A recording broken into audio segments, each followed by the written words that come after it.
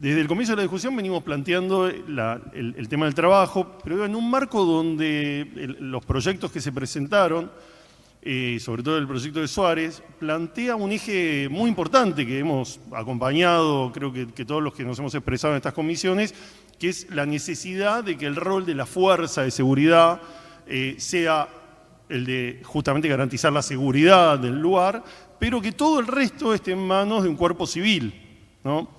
Y esa es la forma en la que el Estado puede mirar desde sus propios funcionarios y desde su estructura burocrática cómo garantiza no reproducir algunas situaciones que se dan en otros servicios que conocemos y también tener un principio de acercarse a lo que toda la normativa dice de que el privado de la libertad está privado de la libertad, pero no del resto de los derechos, y que el ejercicio del resto de los derechos tiene que ser lo más parecido al de un medio libre. Para que eso sea real, además de que los funcionarios sean civiles y tengan otras características, y además de tener enlaces para que sea el Ministerio de Educación o otros ministerios los que lo hagan, tenemos que dar un paso más para que eso efectivamente pase, que es que existan esos ámbitos con las mismas características, ¿no? Cuando vino la representante de UBA 22 planteaba, ¿no?, ese pasar una puerta y encontrarse en un ámbito similar al de una universidad, donde no hay personal de seguridad, donde hay pizarrones, donde hay libros, donde se discute, donde hay otro contexto. Entonces tenemos que tratar de garantizar lo mismo en todo el ámbito educativo y también en el ámbito laboral. Y ahí es donde a veces se hace más difícil. Sabemos que existe una idea, y los números de la Procuración Penitenciaria del informe lo muestran, donde aumentan los homicidios, aumenta la violencia, los suicidios, o sea, en las situaciones en nuestro país. En el sistema federal eso, cuando sabemos que hay muchas complicaciones en los provinciales. Entonces, yo creo que nosotros en esta ley tenemos que poder generar y explicitar los derechos, pero también pensar las institucionalidades que lo hagan posible, porque todos los que hemos sido funcionarios sabemos que el Estado está organizado de una manera que es como las universidades y como está organizado nuestro mundo, que es compartimentado. Es decir, tenés el Ministerio de Transporte, que se dedica al transporte, y tenés el Ministerio de Obras Públicas, y para lograr que esos dos ministerios, que deberían básicamente coordinar, porque si yo hago una autopista tengo que pensar qué transporte público va a pasar, no pasa naturalmente. Es bastante difícil que eso pase. Es más, hay veces que hasta no hay diálogo, porque son personas diferentes, porque hay internas y demás. En eso, el rol del enlace en situaciones como planteaba también el diputado siciliano, donde hay necesidades permanentes, urgencias, creer que hay una persona, un enlace, alguien sentado de un ministerio, va a garantizar todo esto que necesitamos, me parece que no es muy realista. Más allá de que es necesario que existan mesas, yo recuerdo, cuando me tocaba estar en el Ministerio de Trabajo de Nación, en el Ministerio de Justicia funcionaba una mesa interministerial que tenía todos los ministerios para pensar, porque cada una de estas personas, igual que pasa en el medio libre, puede tener un problema de salud, puede tener una enfermedad de transmisión sexual, un consumo problemático, no tener vivienda, tener hijos, tener... o sea, cada persona necesita de diferentes oficinas y no tiene la posibilidad. Ya en el medio libre las personas se les complica y por eso se crean centros de acceso a la justicia, además porque una persona tiene que tener dinero para ir a todas las ventanillas. Desde una situación de detención es imposible acceder si el Estado no se le acerca.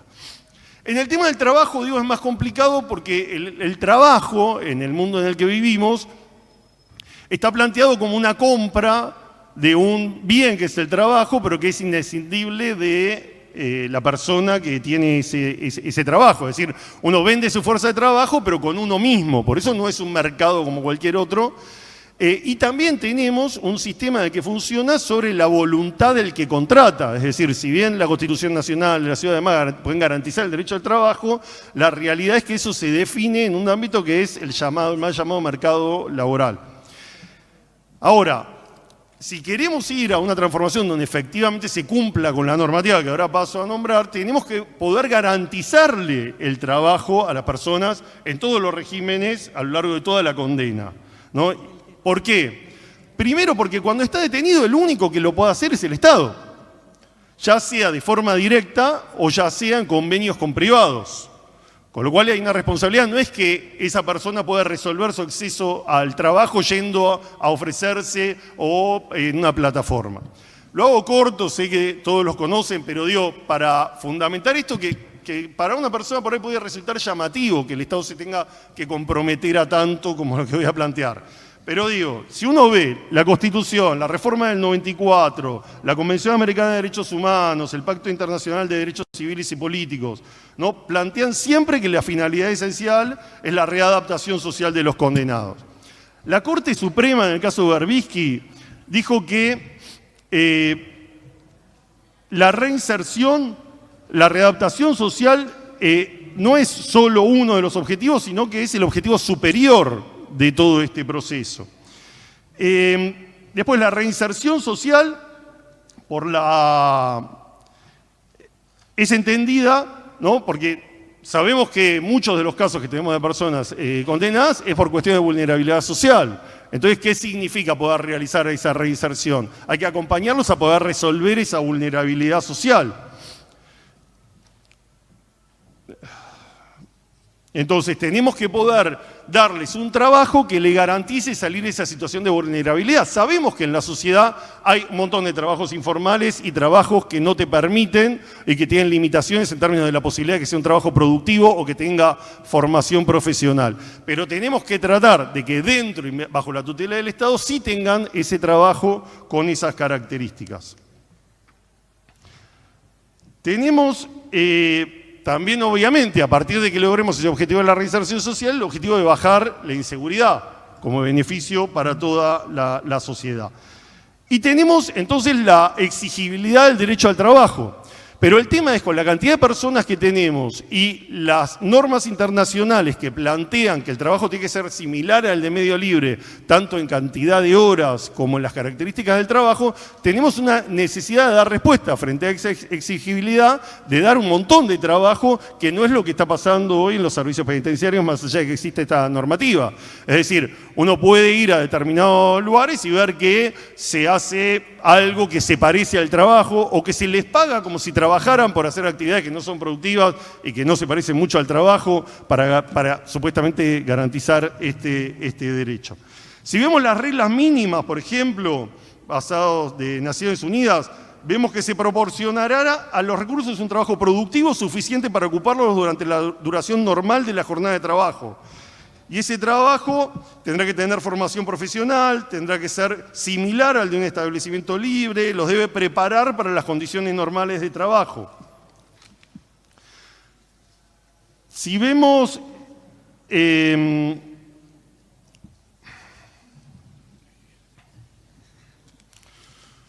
también en fallos de la Cámara y demás, plantean trabajo similar al del medio libre. La Cámara Nacional de Apelaciones del Trabajo termina diciendo que rige la ley de contrato de trabajo dentro del trabajo en los medios libres. La Sala 3, si vamos a la provincia de Buenos Aires, Sala 3 del Tribunal de Casación Penal, también plantea lo mismo que la Cámara Nacional de Apelaciones del Trabajo. Por lo tanto, cuando uno ve todo esto, desde el fallo de la Corte, la Cámara y los convenios internacionales, uno termina entendiendo que dentro del trabajo, en contextos de encierro y en todo el plazo de la condena, tiene que regir la ley de contrato de trabajo, la ley sobre la jornada de trabajo, la ley de higiene y seguridad del trabajo, la ley antidiscriminatoria, la ley nacional de empleo, la ley de riesgos de trabajo, con todas sus modificaciones. Hago toda esta introducción para decir, o sea, si nosotros vamos a sostener que queda lindo, que tiene que parecerse al trabajo en el medio libre, el trabajo en el medio libre tiene toda esta normativa. Sabemos que no se cumple en todos los trabajadores que están en el medio libre, pero tienen la posibilidad y de hecho van, y después tienen la mal llamada industria del juicio, que son los que no cumplen con la normativa laboral y va un abogado y les hace un juicio que es el 7% de los que efectivamente tienen a los trabajadores fuera de la ley. Entonces, ¿qué es lo que proponemos para poder abordar esto? Crear un instituto, que podría ser, nosotros pensamos un instituto del trabajo y la formación profesional. Puede ser de educación, trabajo y formación profesional. En realidad, cuando uno ve salud, uno puede decir, bueno, se puede conveniar con salud. Salud puede poner un CESAC, una sede de un CESAC, puede poner una ambulancia, puede poner una ambulancia del SAME, puede conveniar con el sistema de salud más o menos simplemente y tener el personal de salud directamente dentro y obviamente con personal civil que coordine con ellos. En educación uno puede suponer que es más fácil que trabajo, pero se dan todos estos inconvenientes que se mencionaban, es decir, uno necesita tener a alguien que efectivamente resuelva todos esos problemas operativos, que es más que un enlace. En el caso de trabajo es absolutamente indispensable. ¿Por qué? Por un lado tenés el Ministerio de Trabajo, o sea, no hay Ministerio de Trabajo en la Ciudad de Buenos Aires. Hay muchas provincias que tienen Ministerio de Trabajo. La Ciudad de Buenos Aires no lo tiene, es una secretaría, y dentro de esa secretaría lo que tiene que ver con la formación profesional está en el Ministerio de Educación. En el ámbito de trabajo tiene algunos programas, fundamentalmente una feria de empleo, y en algunos momentos ha coordinado con programas nacionales, pero no tiene una política donde uno pueda decir, tengo estos detenidos y cómo acceden a políticas de empleo. Eso no existe. Sí existe en el Ministerio de Educación y en Formación Profesional, y desde ahí ya se está dando alguna respuesta. Por ejemplo, Formación Profesional, la Agencia de Habilidades, está haciendo cursos de formación en Devoto. Lo está haciendo, pero lo está haciendo porque se dio, porque conveniaron, porque tuvieron que adaptarse a las condiciones que ya existen y no como, por ejemplo, lo que se planteaba desde el caso universitario.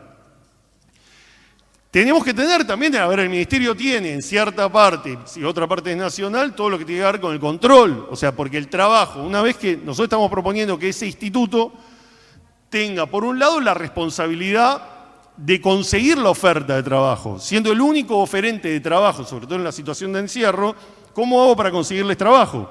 Entonces ahí planteamos una serie de herramientas. Ese conseguirle trabajo, ¿cómo se puede hacer?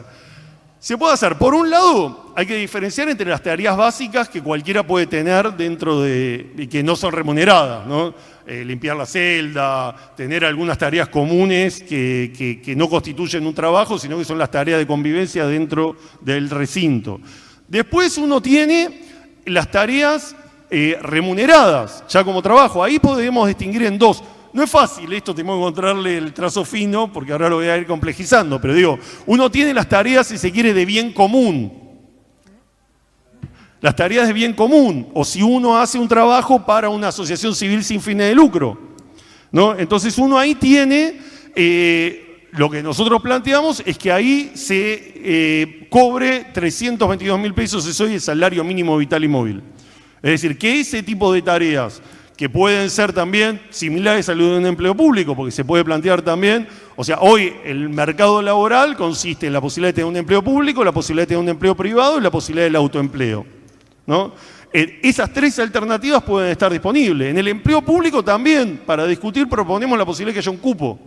Es decir, que haya un cupo laboral en el sector público para que algunos de aquellos que demuestran que tienen voluntad y que se ejercitan en tareas que tienen que ver con el desarrollo de obras públicas. También se puede plantear, como en el cupo de discapacidad, que los contratistas del Estado deban cumplir con ese cupo, los contratistas del Estado de la ciudad. Entonces, la empresa puede ser el Estado que esté arreglando veredas o pintando escuelas o haciendo alguna tarea o arreglando bancos. Eso lo pueden hacer adentro del establecimiento penitenciario o lo pueden hacer en su trabajo en el medio libre o si salen durante el día y vuelven a dormir. Lo mismo si la empresa es una empresa privada y se le puede poner un cupo para que participen estas personas en un empleo ya de tipo privado, o lo mismo en términos de cooperativas de trabajo que también pueden tener un carácter de vinculación con el Estado, como pueden ser las experiencias que existen de recuperadores urbanos o experiencias de cooperativas que trabajan en la vivienda, o puede ser también vía otro tipo de cooperativas que no están vinculadas al Estado, que hacen a experiencias que existen de la sociedad civil. Ahora, uno de los temas que tenemos es cuando se le está pagando el salario. Digo, si la empresa privada convenia para producir plusvalía dentro de la cárcel, uno tiene que pensar, lo que dice la normativa es que se le debe aplicar la normativa del exterior, con lo cual se aplica el convenio colectivo de trabajo.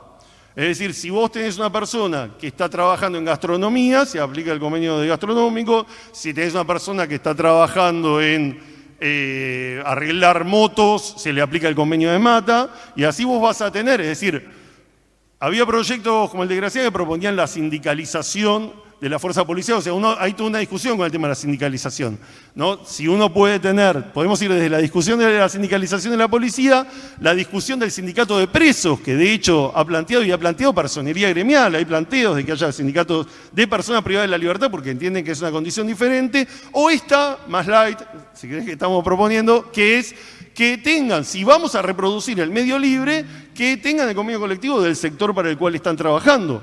Esto es lo que dice la Corte, la Cámara y lo que dice nuestra jurisprudencia. Ahora, si nosotros vamos a empezar de cero con un servicio, digo, pensemos que efectivamente eso se pueda resolver. Para eso vos tenés que tener a alguien desde el Estado que pueda conveniar. Y esto no es Marte. O sea, a mí me tocó ser funcionario en el Ministerio de Trabajo entre el año 2007 y el 2015. Y, por ejemplo, conveníamos para que todo el circuito eléctrico de las motos Anela se hiciera dentro de las cárceles. O se montó una fábrica de pastas en Batán, o se arreglaban las motos, y lo hacíamos acá en Devoto, lo hacíamos en otros lugares, en un convenio con Cejera, una gremial empresaria, y con ESMATA, donde se llevaban motos de último modelo, donde se permitía arreglarlas y donde les brindaba una posibilidad de salida laboral posterior. Ahí tenemos un tema con qué pasa con el dinero que ganan, porque si tienen el convenio colectivo de trabajo, pasan a cobrar según ese convenio colectivo de trabajo. Además de, obviamente, acceder al resto de los beneficios, ¿no? Que tienen que ver con, por ejemplo, que no se le ponga ausente si está enfermo, es decir, el conjunto de las leyes, y además lo que tiene que ver también con la seguridad y higiene del lugar es importante, porque el trabajo también te va a garantizar no solo que haya espacios adecuados, sino también adecuados desde el punto de vista de la salubridad. Sabemos que existe todo un conjunto de normativas de trabajo que controla la SRT que tienen que ver justamente con cuestiones que después te llevan a la posibilidad de tener juicios laborales por accidentes laborales o por impactos en la salud de largo plazo. Pero, digo, tenemos la Ley Nacional de Ejecución Penal, o sea, tenemos el artículo 11 con respecto a cuando cobra el salario, ¿no? Ahí tenemos el Código Penal en el artículo 11, ¿no? Que plantea que parte del producto del trabajo del condenado tiene que ir a indemnizar los daños y perjuicios causados por el delito, otra parte a la prestación de alimentos según el Código Civil, otra parte a costear los gastos que causaron el establecimiento y otros a formar un fondo propio que se le entregará a la salida. Después tenés la Ley Nacional de Ejecución Penal, 24660, que plantea los porcentajes, dándole un 10% a los daños, un 35% a la prestación de alimentos del Código Civil, 25% a costear los gastos que causaron el establecimiento y el 30% para formar un fondo. Nosotros lo que estamos proponiendo es que esto se distribuya de otra manera, que es con un 10 para indemnizar los daños, 40 para la prestación de alimentos, 5 para costear los gastos, porque entendemos que es una responsabilidad del Estado y que esto está en el momento del sistema, y un 45 para el fondo propio. Pero ahí nos surge un problema, ¿no? Porque nosotros le vamos a decir a personas que vienen de la vulnerabilidad, que van a estar trabajando, en algunos casos produciendo plusvalía, en otros casos en otro tipo de trabajo remunerado, que una parte puede ir para alimentos, obviamente si no tiene que dar para alimentos irá para el fondo propio, pero que tiene que reservar gran parte del dinero para tenerlo cuando salga. Y puede ser que esa persona tenga hijos que estén en una situación de pobreza o de indigencia. Entonces, ahí es donde se abre una discusión de qué tanto dejar, y ayer decíamos, bueno, bajar el tema del fondo propio o ponerle algunos requisitos en términos de que exista la posibilidad de disponer de esos fondos, por ejemplo, cuando tienen hijos, porque vos, está bien, o sea, en la norma uno dice, bueno, tenés el trabajo, resolvés la manutención, te queda plata, pero ese era con los salarios que estaban fuera de la pobreza. Hoy que tenemos salarios de convenio que están bajo la línea de pobreza, tenemos que pensar en la situación de la persona que tiene por ahí 30 años, acá no existe, pero 20 años, 10 años, de condena, o que tenga personas afuera a las cuales le requieran ese dinero, que tenga la posibilidad también de hacerlo. Pero también se da la situación de que uno empiece a interactuar también con otros tipos de trabajo o aún desde dentro podría, porque imaginémonos que en el desarrollo de esta área productiva y laboral dentro del establecimiento se te capacita en determinados oficios que son demandados fuera y empezás a tener la posibilidad de contratar. Obviamente, eso, ayer lo hablábamos, te da la complejidad de que vos tenés que tener, así como te manejan las propiedades, bueno, que te manejen la facturación a través de un responsable legal, ¿no? Para ver cómo vos podés empezar a generar ingresos desde la detención o después de que estás, por ejemplo, en una domiciliaria. Obviamente con las restricciones de seguridad, sabemos que no cualquiera puede tener todos los medios a su alcance para el vínculo con él afuera, que puede haber restricciones por tipo de seguridad. Ahí nos parece que un límite es que todo aquello que venga conveniado a través del Estado tenga esta posibilidad de tener el cupo, todo lo que no venga conveniado a través del Estado, y sobre todo cuando ya están en el medio o con semilibertad, quede directamente en una relación directa entre privados a partir del trabajo. Después, cuando hablamos de formación profesional, estamos planteando todos estos tipos de convenios, y ahí también, hay muchas experiencias de convenios.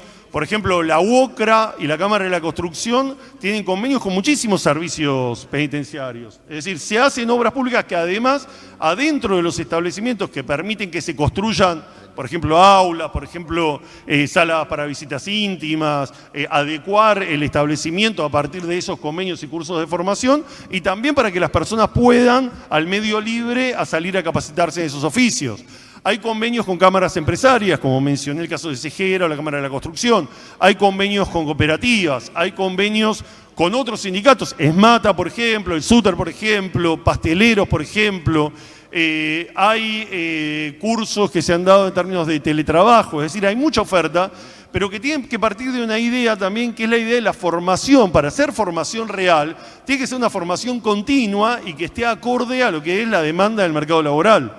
Es decir, no es que yo para cumplir con la necesidad entretengo haciendo como que trabajo ni haciendo como que lo formo, sino que tiene que ser un proceso de formación continua, como está entendido hoy la formación en el mundo, que parte de cuestiones que son formales y cuestiones que no lo son. Por lo tanto, vos necesitas a alguien, y ahí está otra vez el instituto, que pueda hacer dentro del plan de vida de la persona, pueda hacer un proceso de construcción de futuro de esa persona, para empezar reconociéndole y certificándole las competencias que ya trae del mundo del trabajo. Muchas veces una persona que al principio te dice que no sabe hacer nada, en una entrevista laboral uno empieza a saber que, bueno, construí mi casa, arreglo determinadas cosas, sé arreglar un auto, arreglo mi moto. Todas esas cosas son certificaciones que los propios gremios y las propias empresas certifican, donde te da una certificación del sector, que no es el sector formal, no es formal en términos del sistema educativo, pero sí es una credencial importante para el mundo del trabajo, porque cuando uno ve todos esos sellos sabe que esa formación es adecuada para las necesidades del medio libre. Entonces, para no hacerla más larga, necesitamos, no te lo te cree paso los nadie. 120 artículos, necesitamos que alguien garantice todo lo que dicen las normativas internacionales y locales, y para hacer eso tiene que haber una institución dentro de la agencia, en el ámbito donde se defina, porque el organigrama del Ejecutivo lo define el Ejecutivo, pero que le permita tener recursos, conveniar con todas estas instituciones, hacer el seguimiento y participar del plan de vida casi cotidianamente para ver cuál es el proceso, la evaluación, la certificación, la adaptación de cada una de estas herramientas. Y que además, cuando las personas van a salir, en ese trabajo previo de los 6 meses que se hace, que hasta ahora, por las experiencias que yo conozco, es un patronato, que como mucho se dedica a ubicarse y sigue estando en el teléfono y no mucho más, sea la posibilidad de contar con un programa, que también voy a hacer autorreferencial, porque no lo inventé yo, que tuvo financiamiento internacional, Plan Jóvenes con Más y Mejor Trabajo, o el Seguro de Capacitación y Empleo, que fue una salida exitosa del Plan Jefes y Jefas de Hogar, cuando se dividió entre familias y el seguro, que tuvieron un financiamiento de $800 millones del Banco Mundial. ¿En qué consistía? La persona va haciendo su formación profesional, todo su esquema de formación formal, mientras que está en el proceso judicial. Antes de salir, en este mundo ideal, ¿no? con todos los ministerios, se articula su salida, porque sabemos que la reincidencia muchas veces tiene que ver con esos primeros, se mencionó acá, 24 horas, 48, primera semana, pero después también para que pueda salir y tener ventajas de insertarse en ese mundo laboral y tener continuidad. Entonces, ¿en qué consisten esos programas? Fundamentalmente en las 4 barreras principales que tiene cualquier persona para insertarse en el mundo laboral. Es decir, la certificación de educación, para eso se trabaja con educación y por eso es importante que esté dentro del instituto, para que pueda acreditar primaria, secundaria, terciaria, universitaria. La posibilidad de tener formación profesional, por eso es indispensable tener centros de formación profesional conveniados con los de afuera. Pueden ser los de gestión sindical, que son estatales. Acá tenemos la gestión pública conveniada con centros sindicales y otros con sectores empresarios. El autoempleo, que es la otra posibilidad, porque también, a ver, si uno puede prohibir que se exijan antecedentes penales en determinados trabajos, finalmente eso sabemos que es una barrera para el acceso. El autoempleo a veces es una alternativa, pero el autoempleo necesita de alguien que capacite, como lo hace la Agencia de Habilidades, por ejemplo, en un plan de negocios, en costos, en manejo del flujo, pero también en la posibilidad de tener un financiamiento y un capital inicial, que en parte puede salir de ese fondo propio, pero que en parte también puede salir de un programa que garantice, y que estoy seguro que se puede conseguir financiamiento internacional para eso, porque ya lo hemos hecho. Y después la posibilidad del trabajo, sea en el sector público o en el sector privado, donde ahí lo que uno puede hacer es un programa de inserción laboral, donde uno le da ventajas. Obviamente nosotros no podemos hacer baja de cargas patronales por un periodo corto de tiempo, porque eso se convenia con Nación, pero sí uno le puede dar parte del salario, si la persona la van a contratar desde una empresa privada, que durante un periodo de 6 meses, un año o algo, el Estado pague parte del salario, primero en una etapa de entrenamiento, después en una etapa ya de relación laboral, para que finalmente lo contrate. Es decir, con todo este proceso y este instituto lo que haría es que esas personas que hoy la realidad es que entran en una situación de vulnerabilidad social y salen en una situación más complicada de vulnerabilidad social, puedan efectivamente en el plan de vida mejorar su educación, pero también mejorar sus habilidades para desarrollarse en el medio libre, en un mundo donde el trabajo es indispensable para garantizar todos los demás derechos. Por eso es incluir en la ley, la propuesta, todos estos derechos, y incluir una institucionalidad que se ocupe de garantizar que efectivamente puedan ser cumplidos.